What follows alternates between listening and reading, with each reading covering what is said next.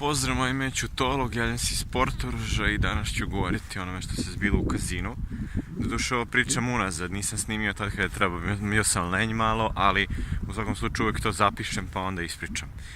Ono što se desilo, sad ovo nije ni bitno, ali ne veze, suština ukratko, par reči. Znači, Kinez iz Italije, kocka jako, drhte mu ruke, toliko mu drhte ruke da ne zna za sebe, bukvalno kad nešto mu zasmeta, skače za sitnicu, kao ako sam na izgled pogrešio i jesam ili nisam, nije ni bitno, on sve onako skače, viče, ne znam, 10, pošto, figuru da se izvuče sliku za blackjack, pošto to voli da igra jako 100-200 era po boksu i prosto iz tog razloga mi je bilo zanimljivo kako što je to pristup da opišem šta se tu zbilo.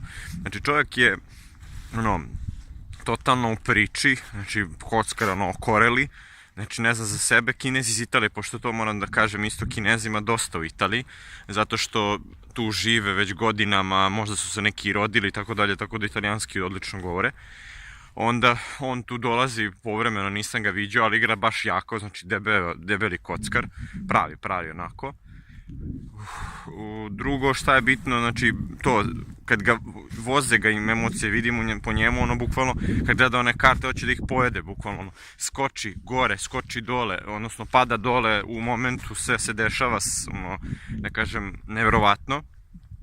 I kad bi mu stavili EKG, da mu posmatraju sfere mozga, uopšte pritisak i to sigurno voze ga, emocije razbijaju ga. Tako da to je nešto nevjerovatno, mislim da to samo ljudi koji su probali to ikad mogu da razumeju, jer je to nešto nevjerovatno, ko droga, znači, kakva droga, jača od drogi, to je nešto nevjerovatno, a na izgled čovjek sve izgleda kako treba, a u stvari ništa nije kako treba. I to je bila jedna situacija isto, neka iz marketinga, pošto su te njanjave iz marketinga, one kao privlače te likove, uglavnom žene tamo rade, neke mlađe.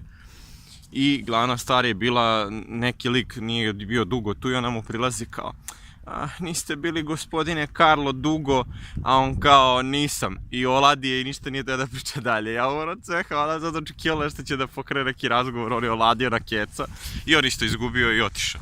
Ali otprilike to je to, znači to mi je bilo toliko smešno, eto to sam teo da ispričam, ta dva primjera o Kineza i o Italijana, kako se stvari dešavaju.